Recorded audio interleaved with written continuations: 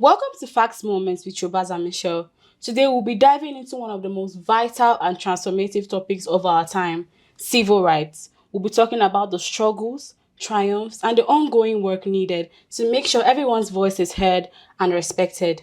This is a conversation you don't want to miss out on. So in the studio with me today, I have a civil rights lawyer that will be helping me to dissect this topic, and I'll let her introduce herself. Thank you very You're much. My welcome. name is Barrister Karen Bitto. I am a corporate civil and litigation lawyer, Okay. and we'll be discussing civil rights as stated earlier. All right. Welcome. Thank you. Thank you very much. Okay. First of all, we all want to know, what are civil rights? Like, when they say civil rights, what does it mean? Okay. Civil rights, basically, I will start by saying they have to be differentiated from criminal laws. Civil rights or fundamental rights, if I'm to put it better, are the rights that are given to every Nigerian citizen at birth and global citizens generally, because fundamental rights are not just in Nigeria. All right. So, fundamental rights or civil rights, like we are putting it for today, Okay. are contained in Chapter 4 of the Constitution of Nigeria, that's running from Section 33 to 43 of the Constitution. Wow. Okay, thank you very much. You're A lot of Today we're going to be hearing a lot of legal jargons, but you help us to, Yes, to break it to down. keep it Okay. simple. Okay, so when we say civil rights, can you educate the people on some of their civil rights? Okay. Well, let's see. It's a very broad area, like I said, covers a whole chapter of the Constitution. So All right. people have the right to life. That's the most fundamental right that everyone is entitled to. Yeah. Right to personal liberty, freedom of movement, right to expression, fair hearing, a whole lot of them. Yes. Yeah. So I think it's even more than that, like she said. Yes. But very homo. Yeah. So there are a lot of, I feel like in Nigeria, some people don't even know their rights. Like, you're just on the streets and they are people are molesting you, should I say? That's actually the right audience. Talking down on your fundamental rights, and they are unaware and that they're unaware yes, they have these what to rights. do. Exactly. Yeah. Okay, speaking of unaware, how is it important? How important is it for every Nigerian citizen to know their fundamental human rights? Well, I would say it's as important as breathing, because daily there's a chance that your rights might be infringed upon. So if you do not know that this is your right and it's infringed upon, then you can just maybe, should I say, be a victim of a circumstance that ordinarily, if you had known that you have a right to be protected, this thing might not have happened, or you might seek redress after it happens to you. Okay, I get now. So it is as important as breathing. Yes. Because I think these rights have been been set for your day-to-day life. Exactly, your day-to-day business, interactions, yes, everything. Just like your and if you are working in a particular organization, you have rules, you have your code of conduct. Exactly, yes, your human rights are your daily life code of conduct. Let's put it that way. Okay, yeah. So now we're going to be, getting into it very well. Okay. So let's talk about bail. This is one thing that a lot of people have heard. Okay, one of the things is that they'll say bail is not free. But actually, in our fundamental rights, it is said that bail is free. This is something, constitutionally supposed to be free. So what do you have to say about this? What is the reason? Is there a reason why you go to the station and instead of them to bail you for free, you're actually paying to be bailed? What's the reason? Well, pardon me for having to say this, but I would call it corruption, systemic corruption, because constitutionally bail is free. But then the police system that we have in Nigeria are one of the most corrupt globally. So they always take a charge, if I'm to say that. That's why they always make people pay for bail when ordinarily you're not supposed to pay for it. So it's not like it's something that is proper. It's not part of our legal system. It's just corruption in the police force. So in essence, what you're saying is that on no circumstance are you supposed to pay? Ordinarily, you shouldn't. But then in Nigeria, if you insist on this, more often than not, the person might end up sleeping in the cell. So even we lawyers, when we go to bail our clients, we know it's wrong. But then in the interest of our clients getting his or her freedom, we just, should I say, agree with the police conditions or try to negotiate for something lighter. Okay, there's really nothing the lawyers can do. Well, they would want to frustrate you, basically. So at the end of the day, that will go against our duty to get our clients free. So in the interest of their freedom. All right. So the another one is stop and search. I think this is something that a lot of people complain about. And it has been everybody, like, sorry to say, but the police are doing stop and search.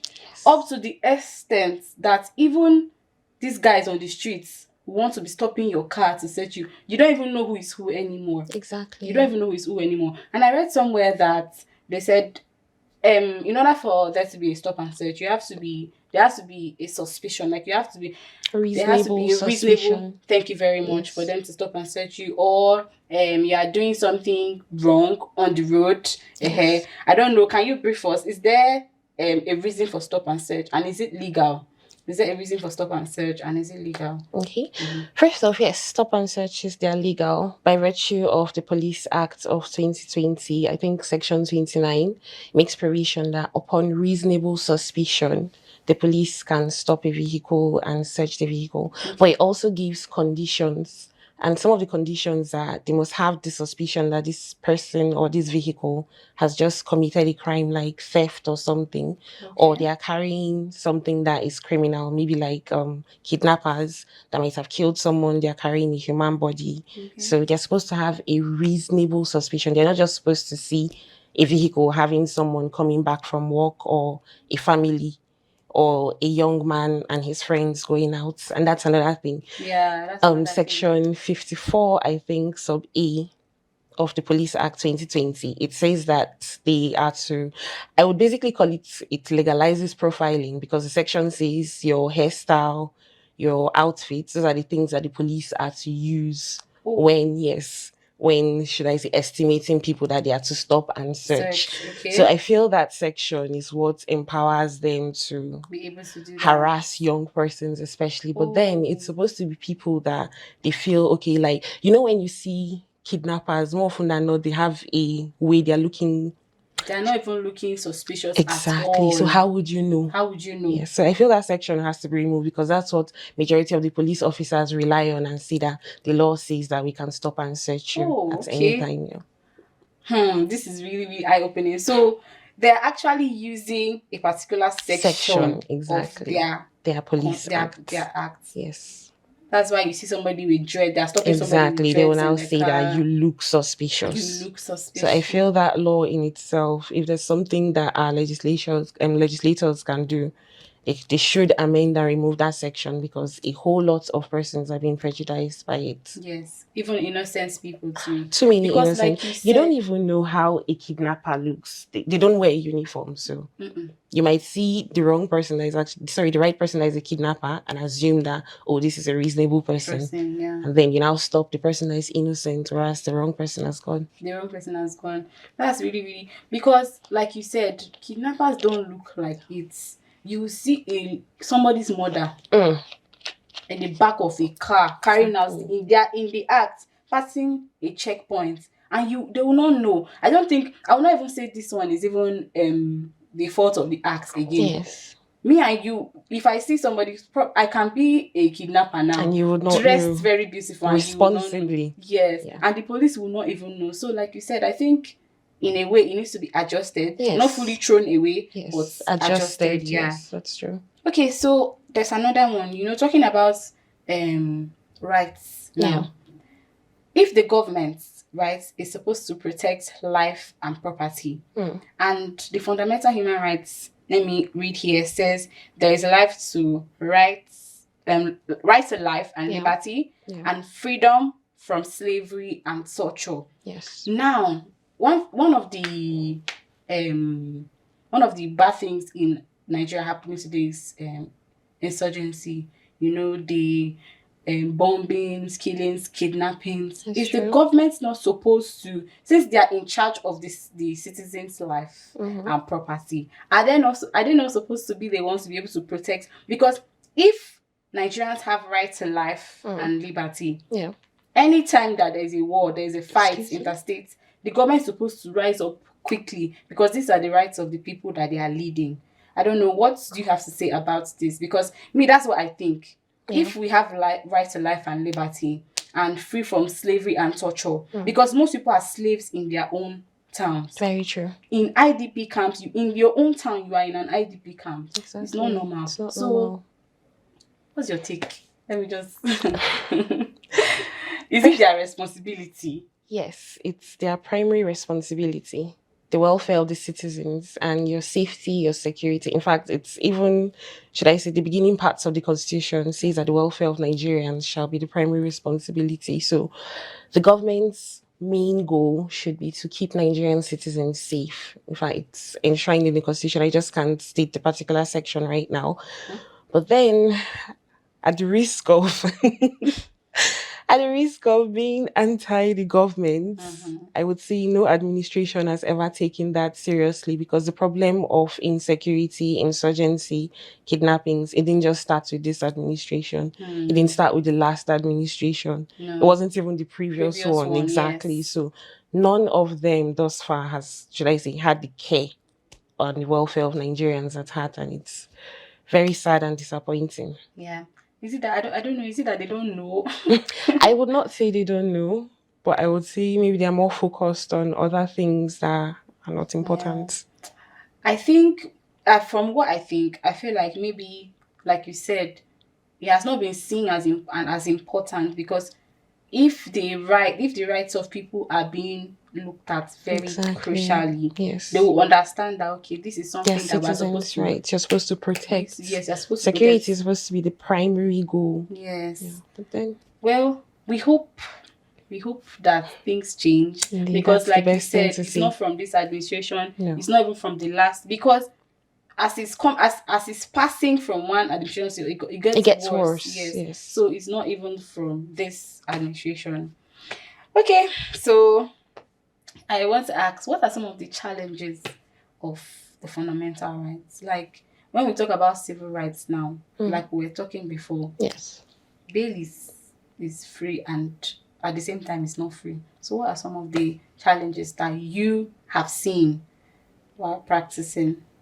Well, first, I would say, like I said previously, the police, they constitute a major problem with the enforcement of fundamental rights, because the police themselves, sometimes they serve as a tool to violate people's rights. You can have situations where a rich person would want to intimidate someone and send the police to infringe on the person's rights by arresting the person and keeping the person in custody.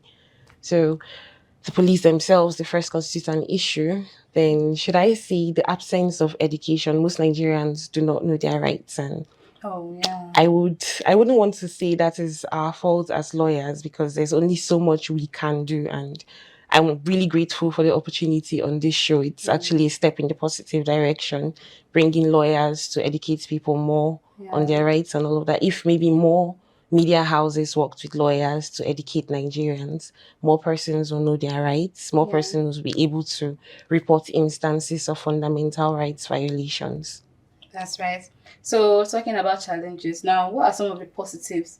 What are some of the growth that you're seeing about civil rights in our society today? Has there been any growth, like, significantly? I know that there has been growth, and you have seen. So can you tell us, maybe from experience or what you have seen recently? Can you tell us some of the positive things that the fundamental human rights have helped, and how people knowing their rights have saved them from a lot of mess? Okay, well, I would have to. Okay, I also handle divorce matters and matrimonial proceedings, family law, basically, and I would have to speak from that direction and give commendation to the Lagos state government in particular. They've made very recent legislation that protects women, victims of domestic violence. You just have to, and on that part too, yes, the police have been quite helpful, because in Lagos, you just have to go to any police station. Every police station has a human rights division. They also have a register of offenders. So women that are in abusive marriages, they can go to any police station, the closest. But I just know of Lagos State. So that is a very good thing, because it protects women knowing that you can run to the police at any time, get to report that your husband is being abusive, and his name will be documented in the Okay. register of offenders. And then any second reports, it goes to court, and from there he goes to prison. So I would say that's a good thing. Then also the Violence Against People's Acts, Okay. that was since 2015. Yeah, the provisions are very broad and it covers a whole lot of human rights violations. So I think that's also a positive step. Wow. Like that's really nice. I feel like what Lagos State is doing is supposed to be Yes, that's, I communicated around all wish, the I states. so wish, because so many states are still behind with their legislation, especially Mm, for people's rights, victims of domestic violence. So yes. I wish that states could adopt. Okay. We are hoping. I feel like if this video goes out and meets the right Please, people, yes. it should actually. Okay. So we spoke about the challenges. Yes, As we a have. civil rights lawyer now, from your own opinion, what ways do you think people's voice can be heard through their rights? We understand that some people Mm.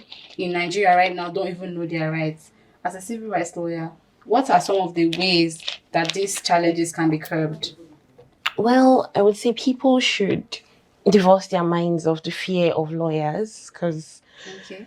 most persons are like, oh, we don't need lawyers until it's maybe they've committed a crime or police is involved. So they don't know that if your neighbor slaps you, you can report to a lawyer. Okay. If your husband is being abusive or your boyfriend is being abusive, you should report this to a lawyer. Your boyfriend. Exactly, Yes. because People are just collecting and free just collecting beatings. slap for free. Find your closest lawyer friend and report it to them. So people should get closer to lawyers. When you're Okay. closer to your lawyers, they'll be able to enlighten you more on your rights. Yeah. Any situation that arises that a right has been violated, they'll be able to approach the court for you. So, Okay. and most lawyers, thankfully, handle human rights violations pro bono. That's for free. For free. Yes. All right. That's really nice.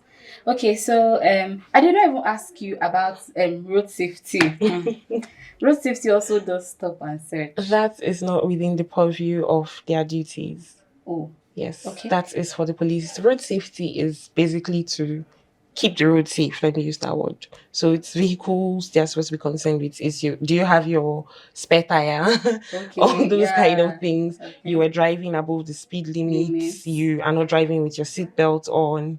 You don't have your what's the stuff they use? Extinguisher. Those Yes. kind of things. They are not a, I don't see, security organization. You Yes, can that put it is like for the that. Yeah. police. Okay. That's just for the police. Okay. So, rounding up, what will you advise? Okay, talking about bail. Yes. What do you advise Nigerians that go to the police station? Because as it is now, it's sad to say that corruption has eaten into this right. So what will you advise a Nigerian that is going to the police and telling them that it's free and police is telling you, if you no bring money, you go there. Do you advise that they become violent, or what do you think that they should do? Generally, in any situation when you are interacting with the police, you should try as much as possible to be calm. They are very annoying. I know that one. Sorry to say. And with all due respect, they Yes, are with all due actually respect. quite provocative. But you, on your part, you should try to be calmer, because they are just looking for an opportunity for you to do something, and then they'll say, oh, you assaulted an officer, you were rude to an officer. They always try to find a way to put you at fault, even though they're the ones that aggravated you. So if you're in that kind of situation, it's always preferable, first off, that you go to stations with a lawyer, because when you're with a lawyer, it's the lawyer that does the interacting, the negotiations. So, Yes.